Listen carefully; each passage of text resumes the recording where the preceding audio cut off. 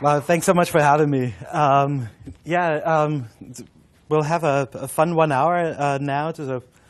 I'll try to talk a little bit about almost the entire history of the universe. So there might be a couple of jumps in the middle.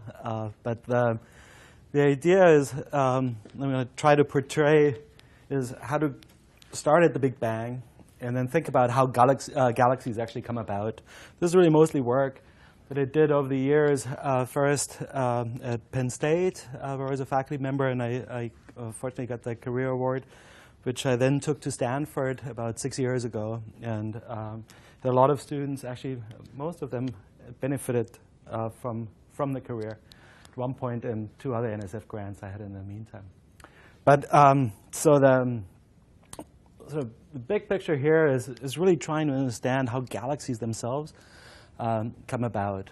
And we try to do this as detailed as possible. So we'll start at the Big Bang, essentially. We'll start with a universe that has no structure at all, and then just see how gravitational instability, hydrodynamics, chemistry, also atomic and molecular physics come together with a little bit of, or quite a bit of computational science to try to create our best models to date of how the very first stars, first galaxies come about.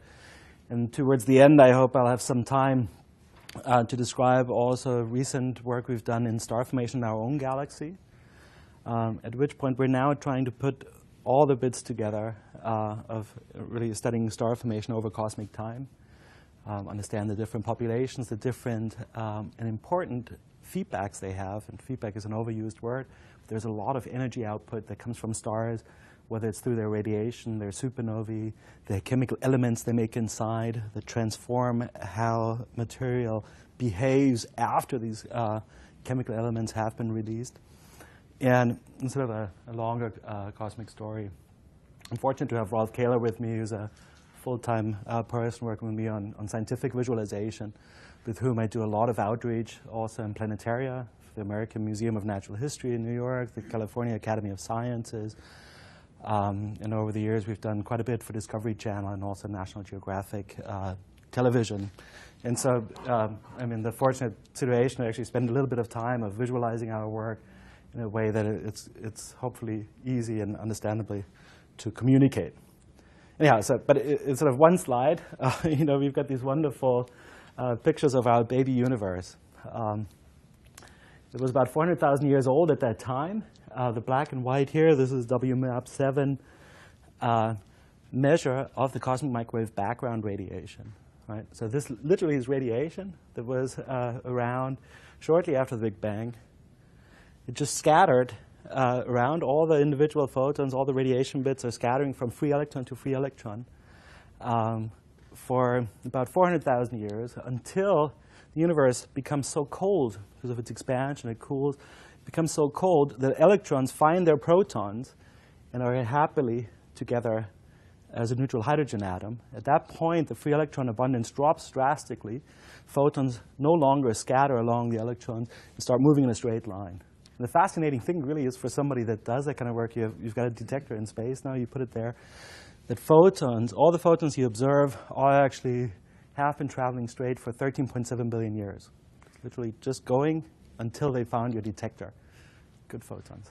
Okay. The amazing thing, though, is that no matter where we look, it's exactly the same. And it took so many years, until COBE, till we had a hint that actually it's not exactly the same radiation temperature everywhere, but that there are indeed statistical fluctuations where some bits look a little bit warmer than others.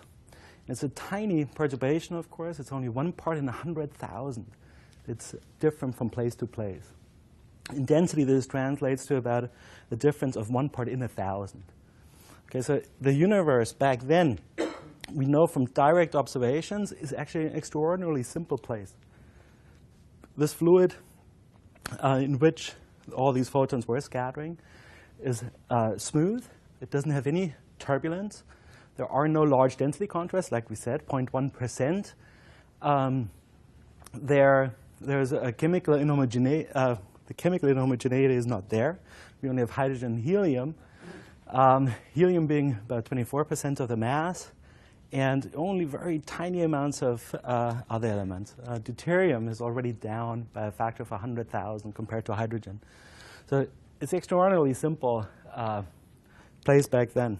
But now the remarkable thing that happens is because it was not completely uniform, gravity actually can act on these density perturbations, and you now got this enormous supply of potential energy.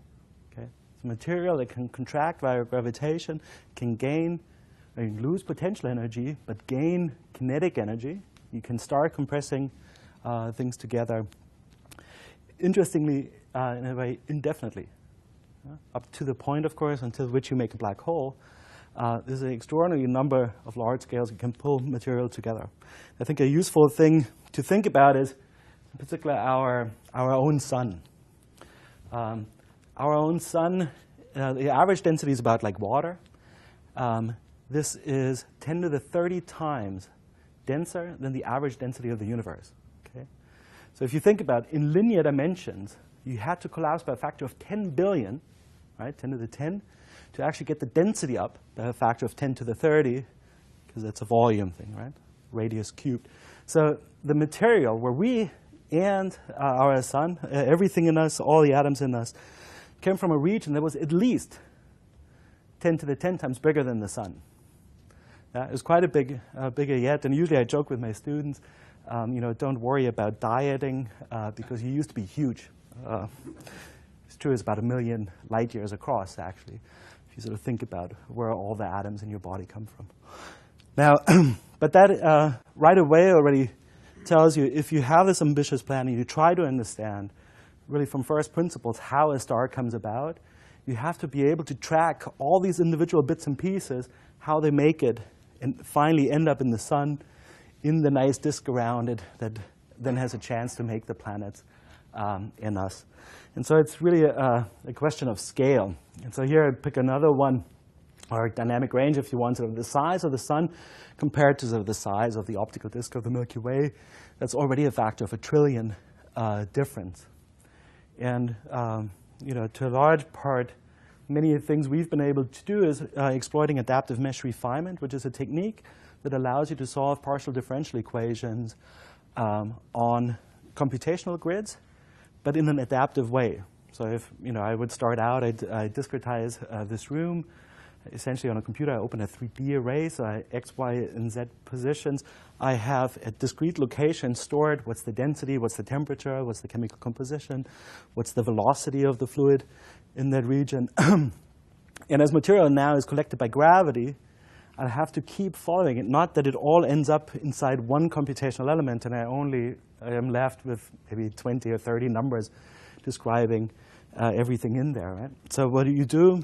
Before that happens, you introduce a new grid that has finer resolution, but that takes as boundary conditions how material flows from the coarser grid, its parent, into this finer level grid. We do this recursively, fully adaptively, automated, that at the end we may have hundreds of thousands of such grid patches that live at as many as 40 different levels of refinement, which has gotten us to almost 10 to the 15 dynamic range. So at that point, we actually beat down this problem of dynamic range.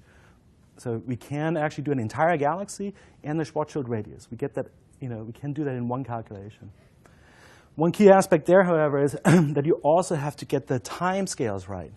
Now, it's always, when you sort of see us running around, whether there's a budget announcement or not, there's sort of different velocity dispersion that you have here.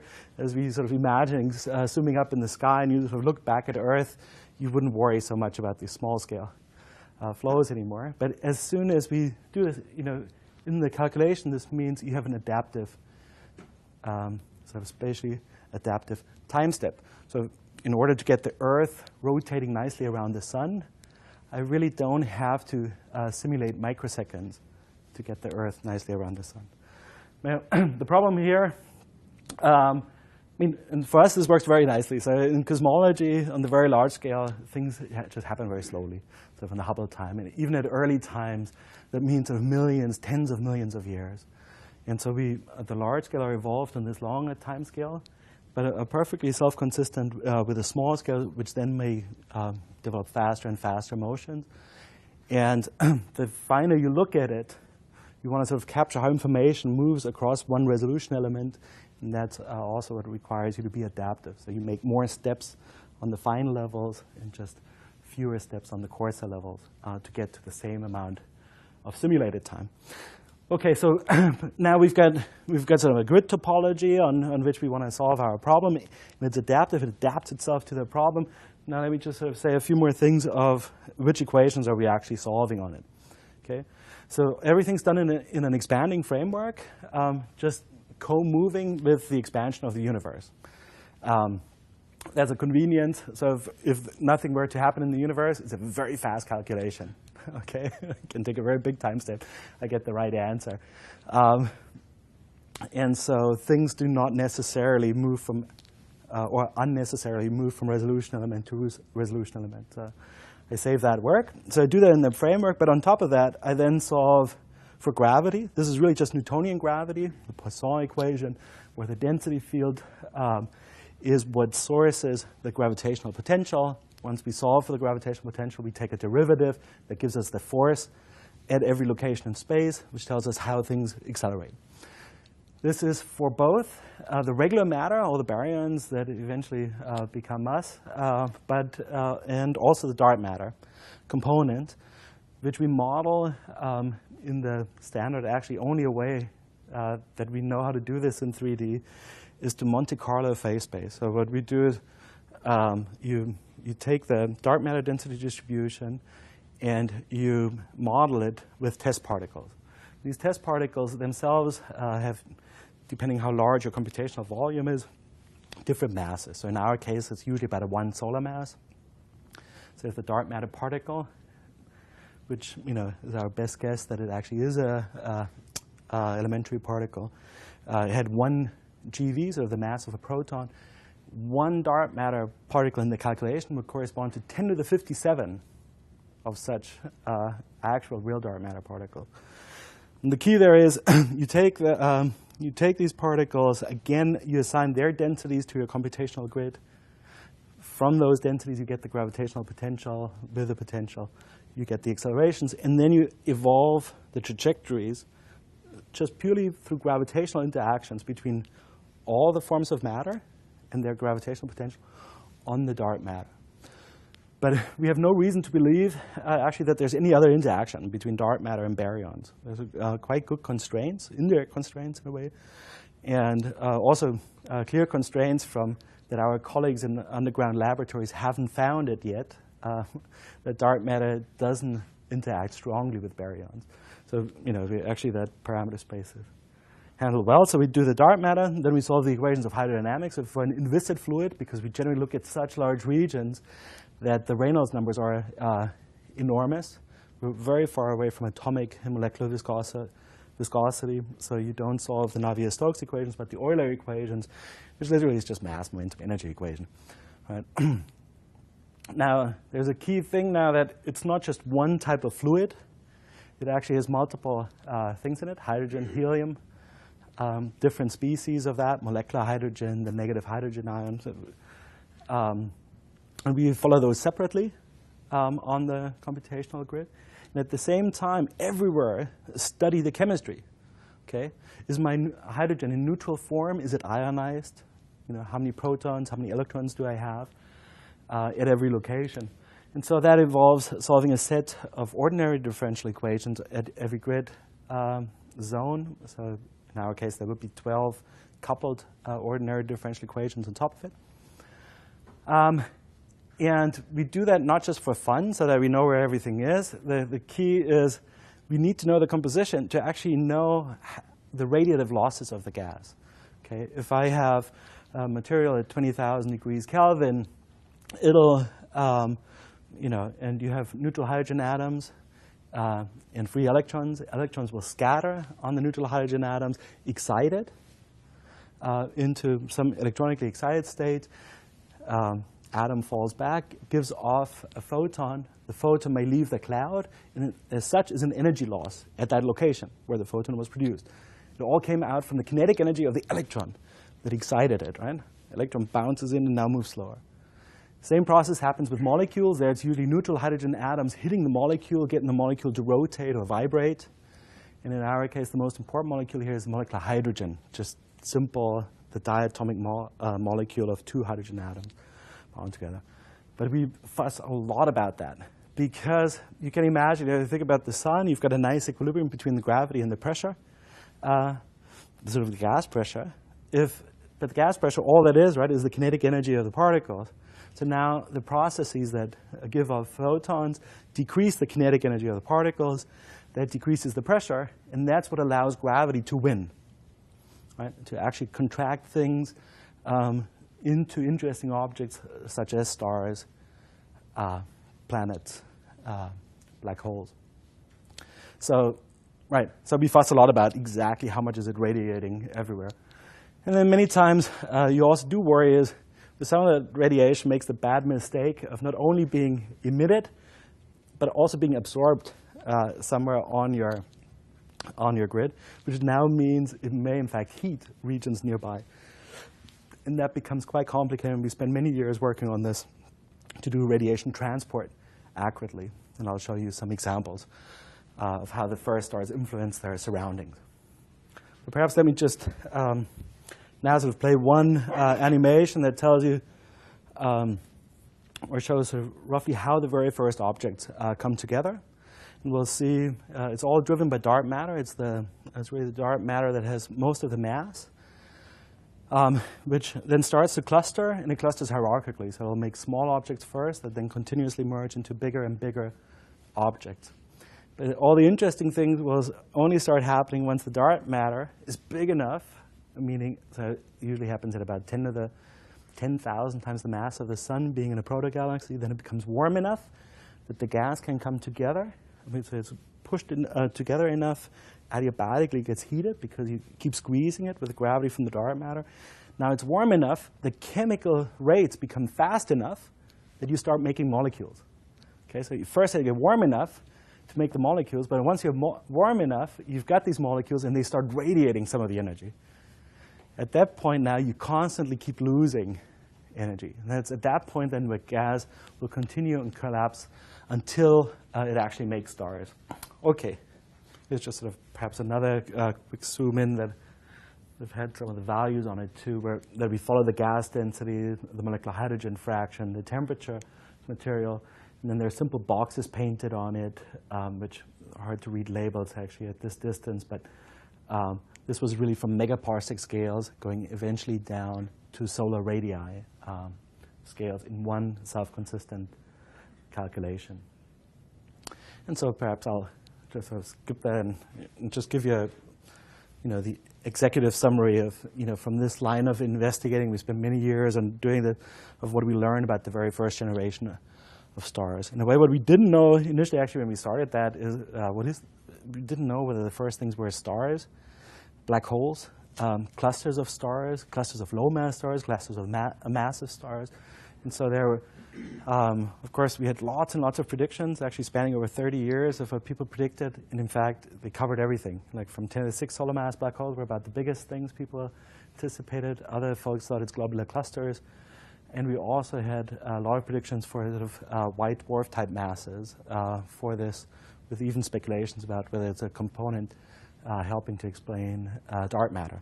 But what the simulations now show, it's ab initio. There's really no buttons, anything we could turn. It just works within the scenario now. It's in fact massive stars, and it's quite massive stars because the accretion rates onto these protostars are so rapid that we cannot see what would possibly hold that.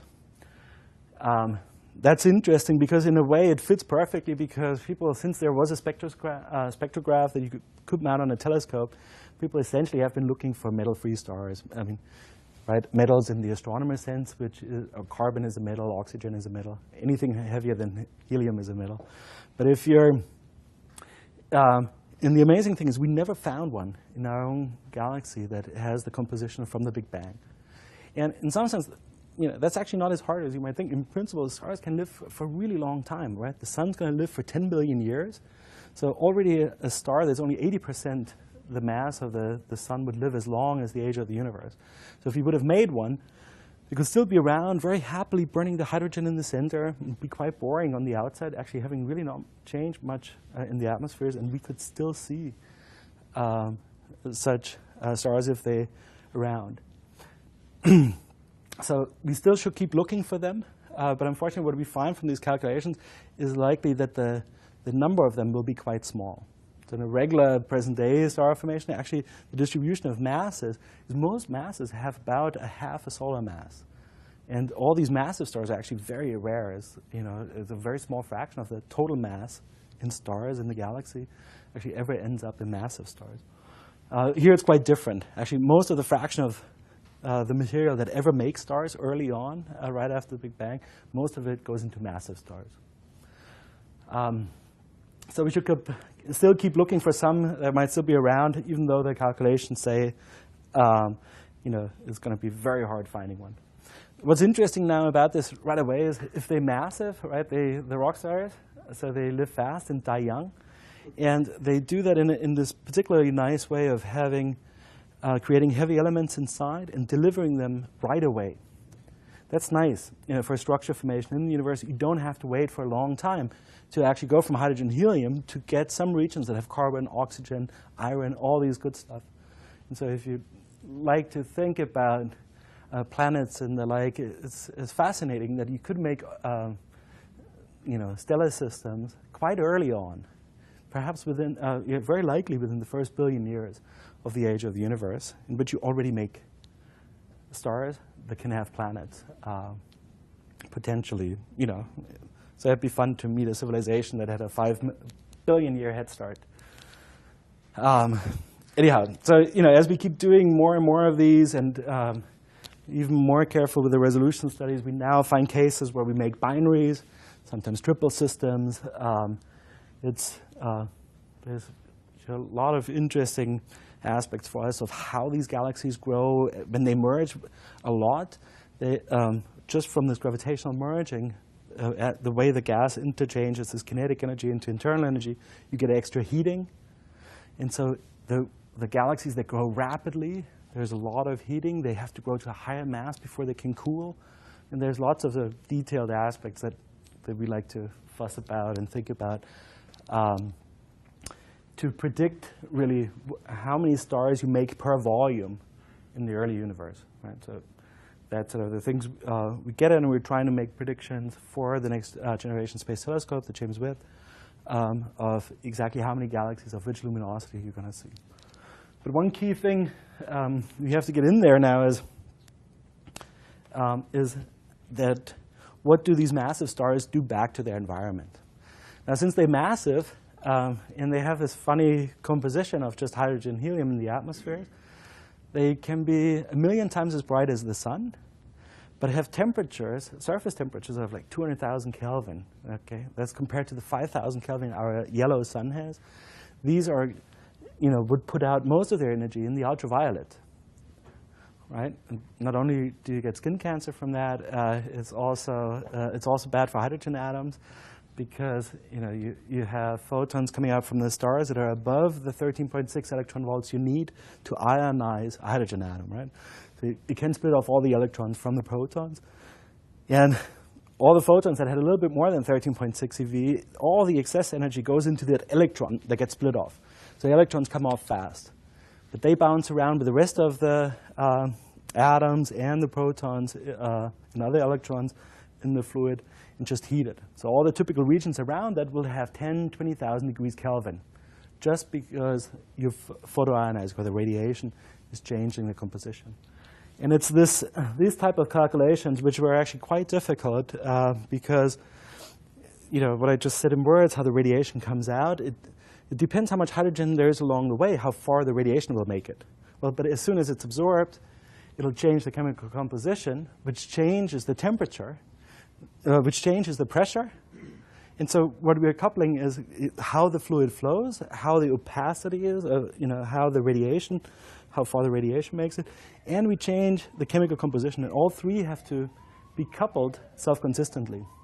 And so that was a bit tricky, and it took us a long time to do this correctly on this very complicated hierarchy of grid patches, right? This whole way of having lots of different computational elements that are distributed on a supercomputer on many different processors. So we had a lot of fun with that. But what's fascinating now is that right away we learned that that heat input from the radiation alone was enough to give all the gas around these stars enough energy to escape at 10 times the escape velocity from their galaxy, from this proto-galaxy that had about 10 to the 6 solar masses. That's like, you know, we had a massive star in the galaxy, and it made all the gas of our galaxy run into the intergalactic medium. That's a big impact if you want to make another star again, right? And so, in fact, I'll get back to that in a second of what that implies for black holes. Let me just show you. Let's see. Actually, let me just show you this on this example in the interest of time. Here we had a star, and you sort of see it creates what we call an H2 region for the astronomers. It shapes this cloud. You sort of see these pillars, which are in fact the same physics as in many of the Hubble Space Telescope images that you see. The star died, it exploded in a supernova in this case, and this is a supernova remnant expanding. There's temperatures inside of as much as 10 million degrees Kelvin. But again, not only the radiation already made the gas run out, it's also then when the supernova came, it also evacuated all this potential that the dark matter provides. The dark matter itself is actually relatively unaffected. It just sits there. It's bound with its own gravity. There are only slight modifications to the center of the gravitational potential of the dark matter, where it had to adjust. And it's potentially actually relevant also thinking about our own galaxy where the dark matter is. But here's just a 3D, or just a rotation that you get a better sense of the 3D structure.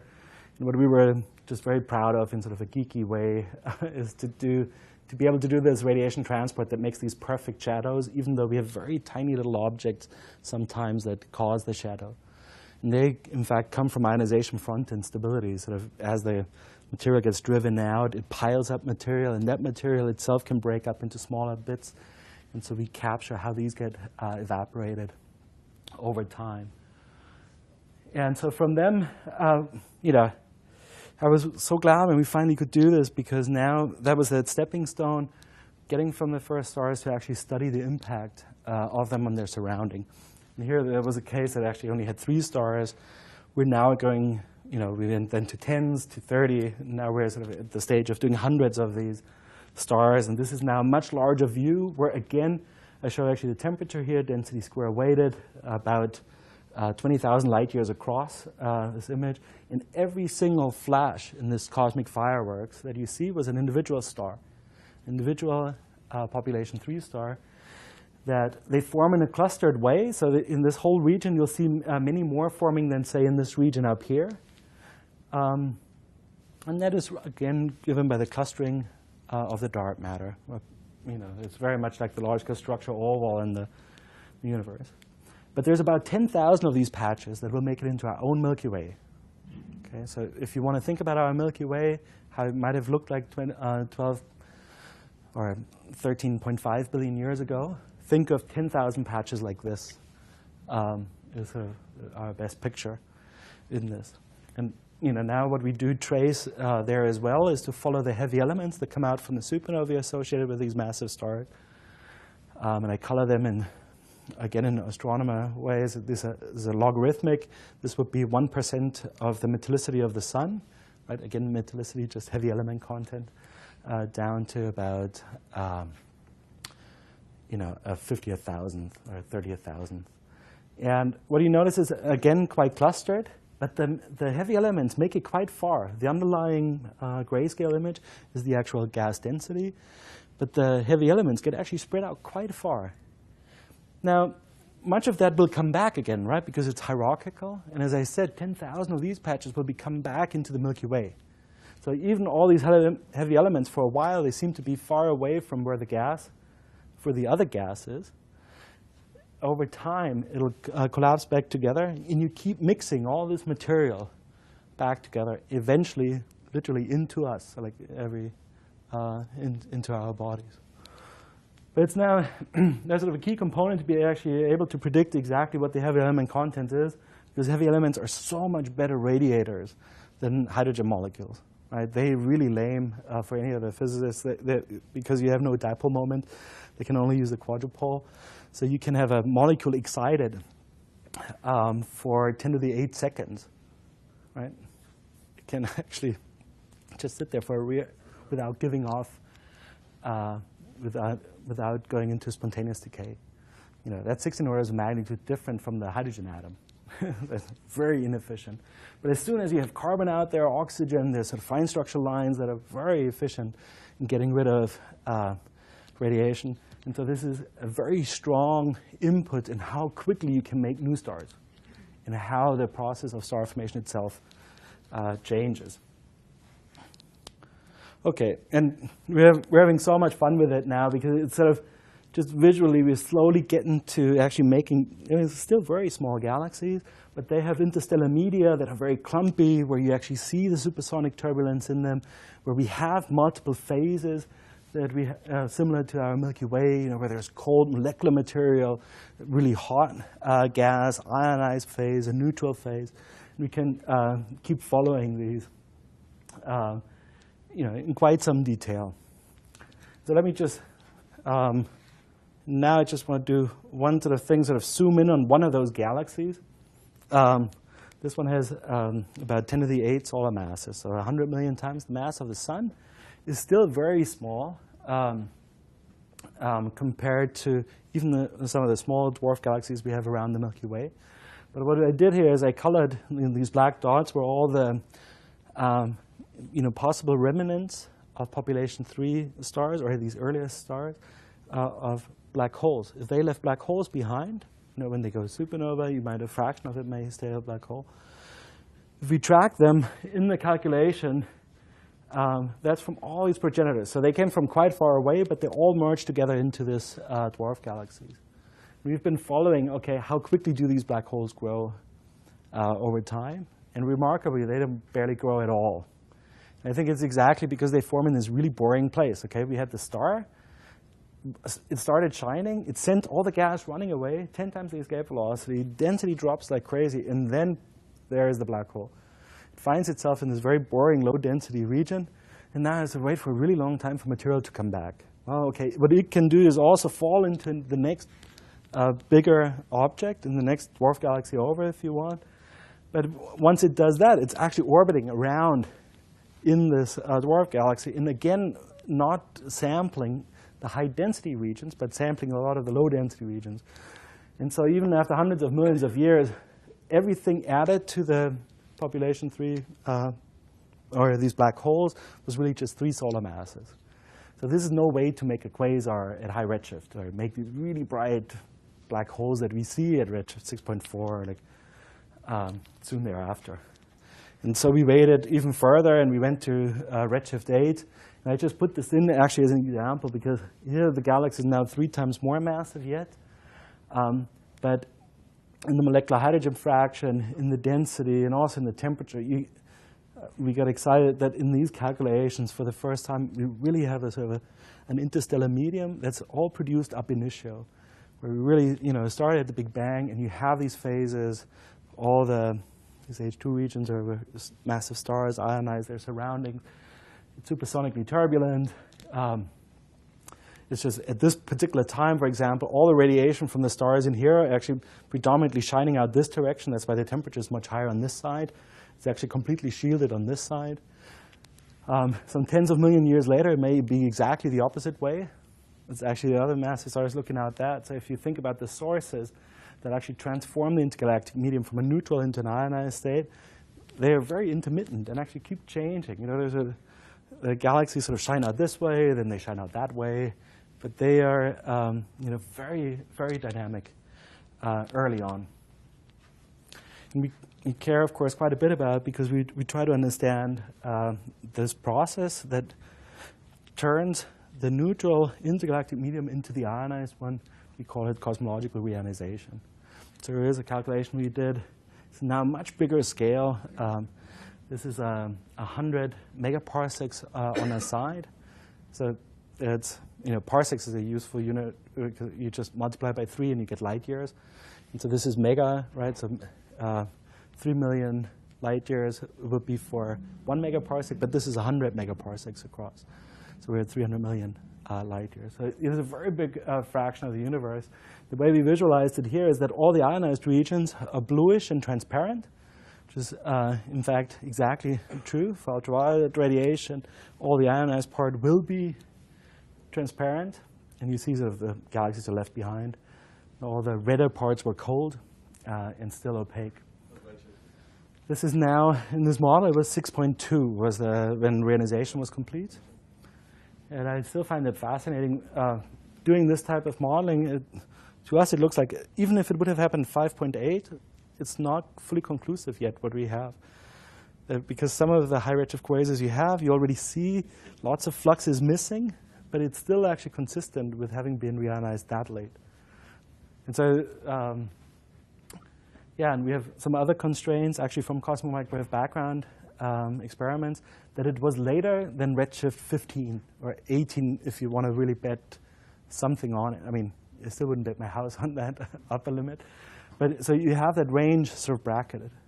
But what's remarkable really in some sense is that all these things that we calibrate both through the cosmic microwave background and galaxy surveys locally of how much dark matter there is, how much dark energy there is, having all these fundamental constants about structure formation is actually enough to have in these calculations get predictions for reionization, which is in the allowed window.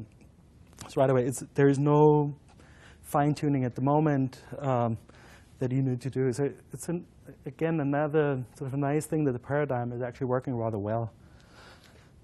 Because this was, again, a piece where we didn't try to tune the paradigm to fit that, right? But it comes out fine. So I mean, you sort of get the sense now that, OK, we can make small dwarf galaxies at high redshift already. We're trying to get even better there and worry about individual brown dwarfs and every single star that forms to make as faithful a prediction for what JWST will see as possible. And it's, it's these sort of, in these sciences, there's always some sort of modeling that happen on a scale that you can't resolve or totally capture in the calculation. And this will be true for a very long time. It won't make much sense to actually, solve for the pressure equilibrium in the individual stars when I'm doing an entire galaxy. I might just say, well, OK, I don't have to follow all the pressure oscillations of a star and how it rotates. I just have to know its mass, how much radiation is it putting out. And so I'm going to be happy with having that as a subgroup model. But this is the level where we want to be. It's really on the level of individual stars, because there we feel it's trustworthy. They are in an equilibrium state. They're long-lived for many of them. And so that might be a good scale to make, to close the scales. But for the rest, we really have to try to capture all the scales. So that means get every single molecular cloud, see how it breaks up individual stars, and and study really the nonlinear role of all these generations providing the new initial conditions for the next generation, and sort of building up. And there's, of course, many constraints for us to do, and a lot of things in a beautiful way. Like a lot of astronomy comes together. Right? We have to understand the stellar evolution of the stars.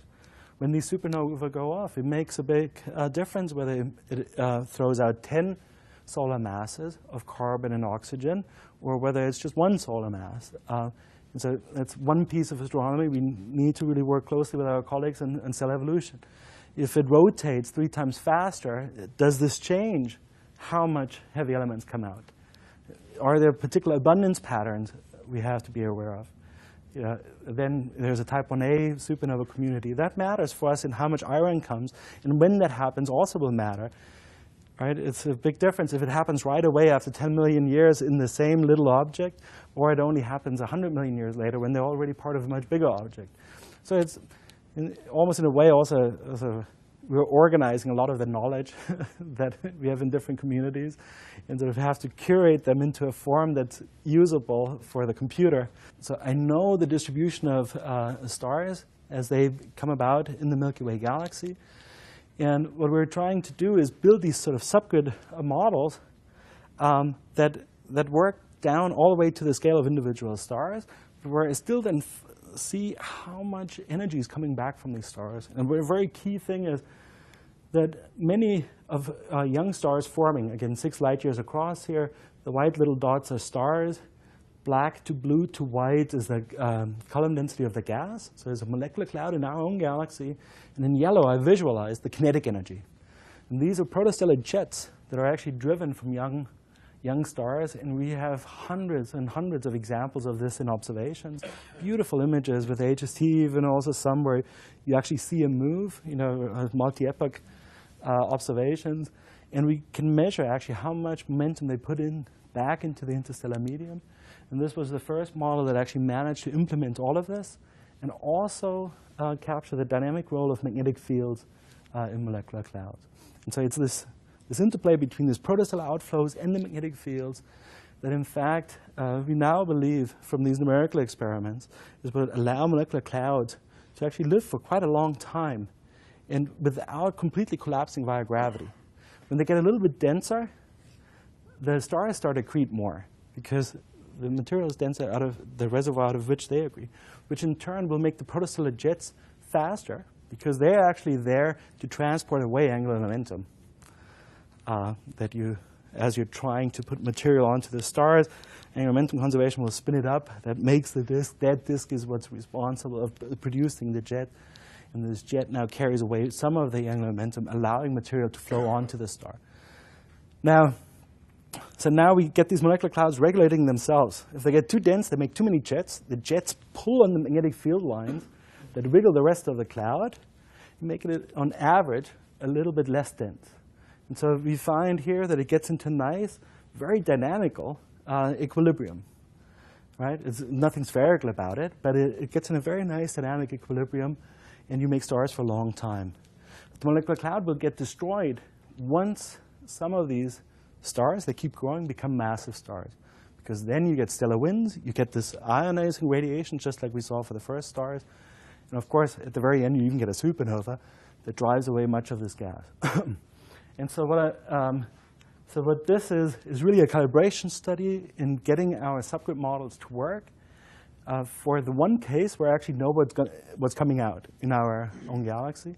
And with this model now, we hope to apply that to the high redshift universe, but also more extreme conditions around in the centers of galaxies. Things are much denser. You have black holes there. We're trying to actually capture that physics. And for that, we needed a well-calibrated model of star formation. And so, I think we're set to do now large and larger experiments on entire galaxies and quite wide range of applications. And that was sort of the movie, if you came here just before I started, that sort of shows a galaxy formation calculation. In this case, that only went down to about a redshift of 3. I hope you'll go to the American Museum for Natural History. They just reopened their Big Bang Theater, which has a somewhat different version from this, but exactly same calculation, where it might be easier to see. But I think just look at this sort of one more time. What's visualized is the stars. It's actually the correct bands. These are HST bands. We do population synthesis on the stars to get the correct colors. Then we use HST bands to really map it into a 3-color image. And we also include the dust absorption. And one thing you should note, there was along the bridge, there was a bit of star formation. There's all sorts of tidal tails that go off. It's very dynamic early on. And you cannot underestimate, actually, how dynamic the process was that really makes galaxies like our own. So the final one, the brightest one at the end, has about the mass of the Milky Way, but already at redshift 3. Okay, so this is already 12 billion years ago. And in some sense, what the Milky Way will be is still out here in the boondocks in a way. That it'll still take a while, maybe till redshift 1 or so, till all that mass is assembled. But it's lots and lots of little bits that contribute. And we're having you're really learning a ton about this, of following all the gas dynamics now in our recent models, also with magnetic fields. because we can actually capture how magnetic fields are being amplified and are shifted from scale to scale as we follow the whole dynamics in the calculation. And I think a lot is coming out of that, and it's a perfect match actually to many of the telescopes that are being built now. LOFAR is a low-frequency array, mostly in Europe, which will be able to actually trace a lot of the magnetic field structure also in the halos of galaxies. That'll be fascinating, and for us nice that we have a chance to actually make predictions before the observations are done. And so we're doing this now up to a level with 350 million particles for individual objects. And so for some galaxies, like even nearby ones, the Large Magellanic Cloud, things like that, I think we're almost there where we can actually fit it on the computer, where we do every single star at one time. And that's fascinating. Of course, we were lucky also with the recent things with the Sloan Digital Sky Survey has been finding there's now galaxies that only have 200 stars. We should be good to go on those. The only problem there is usually that it's 13.7 billion years later, right? These are galaxies really nearby. And so there was still a lot that actually happened to them on their way. And so you have to capture all the dynamics of how they fall into the Milky Way potential, or at least the local group potential. But it's still a very difficult calculation, despite that it only has 200 stars in some of these. Just very quickly to wrap up, what's behind this is an adaptive mesh refinement code that Greg Bryan actually wrote when he was a graduate student with Mike Norman in Illinois. I was a visiting student back there, there at NCSA. And so over the years at Stanford, I actually changed a lot in it. I added a bunch of new hydrodynamics algorithms. I added the MHD algorithm. We actually did a relativistic version where we study relativistic jets from AGN and gamma ray bursts. We also ported it to graphics hardware, which can be fun. I save a lot of battery on my laptop this way when I do calculations. And we also managed to get it robust to go to very high dynamic range in these calculations. And what's fun for us is now, there's development in UC San Diego, where Mike Norman is now, where Greg Bryan is at Columbia. In New York, my group at Stanford, we're adding quite a bit. And we have multiple, sort of over time, there's more and more students that grew up with this that sort of moved to different places. We made all of this completely open source now. It's a distributed versioning control. It's run by Mercurial. We host it at the moment at Google Code. And I think many folks find, even though adaptive mesh refinement is in fact tricky, just because the complexity. I mean, this is a calculation that I can do on a laptop in minutes, right? This is very simple grid geometry. It's just so you can see it.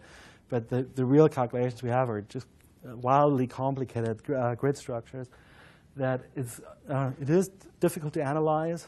It is a little bit like a race car. When it runs great, but it does spend a lot of time in the garage. Because you have to prepare for all sorts of eventualities that can happen. And so, it took a lot of man years to sort of get to the point where this is really that useful a tool that you robustly can use it for a very wide range of applications. I think we're at 210,000 lines of code at the moment. It's totally open source. We wrote a bunch of visualization packages. Again, mostly physicists actually writing the visualization packages. The first one I wrote, of course, that was 1998. There was no package that did any AMR analysis. And now many of the packages that do AMR, they could never handle these large data sets. They work well for us when we do little test problems or when we work on the code, if you use general purpose. But when we actually do production, or any of the visualization I showed you today is all custom written, just to even make an image from that data. And you can imagine that has its own sort of managerial issues of trying to keep this working. We do, of course, automated testing, all the like. Okay, so let me just perhaps be a little bit just slightly philosophical towards the end. Sort of thinking about what are some of the challenges in doing really entire galaxies on supercomputers. We're really we're doing as well as we can, but nature is an amazing thing. Our galaxy is just absolutely fantastic and stunning. And we see that, of course, with every new data release from every new telescope, whether it be just the recent was Herschel, just amazing structure in molecular clouds that we just didn't dream of seeing. Same thing actually with Planck. If you imagine, there's just amazing images of dust in our own Milky Way. And in a way, I said it before, we have just enormous Reynolds numbers and in these flows. And the beautiful thing is, I think in the calculations that we have now, is that you get the first glimpse of that we have, that numerically, we start getting into the Reynolds numbers where it doesn't look as all just blobby, diffusive, round things. You're actually seeing the structures of shells, of filaments, of interacting H2 regions and the like. And so we're sort of just breaking into that. But of course, the tricky bit will be that our computers keep changing, and we'll have to try to scale as high as we can go with these types of approaches, which I think will be in sort of the order of thousands and only tens of thousands of processors, which is a big pity, because for some of these problems, I think an exascale computer will just not be useful. It's just the way the adaptive algorithms work. But that's okay. They're so efficient, in fact, in doing so few operations for your problem that we still can study other things. It's just we're not going to be using the biggest computers at that time. There's other problems where we will be able to use the biggest computers, and so it's not an argument that they're not useful. It's just there's going to be a whole range of problems, I think, that unfortunately won't be aided by all the money we pour into the biggest machines. So I'll just sort of summarize. I mean, to me, it's just fascinating that so many different parts of astrophysical fluid dynamics where we could make progress. We've applied this from neutron stars all the way to the large-scale structure of the universe. We've learned a tremendous amount and made predictions for the past, so for the very first billion years of the universe. We have quite detailed predictions in which objects the first luminous objects forms, that these luminous objects are massive stars. The heavy element enrichment is very rapid. So a number of things actually about magnetic field growth I didn't get to say. It's very rapid. It also happens early on. And in the meantime, we produce community tools that now are useful to a wide range of researchers, actually, no matter which institution. And internationally also provided the tools in visualization and analysis that they can get at least some of the information and out and study mostly physics as they do so. So thanks so much for your time.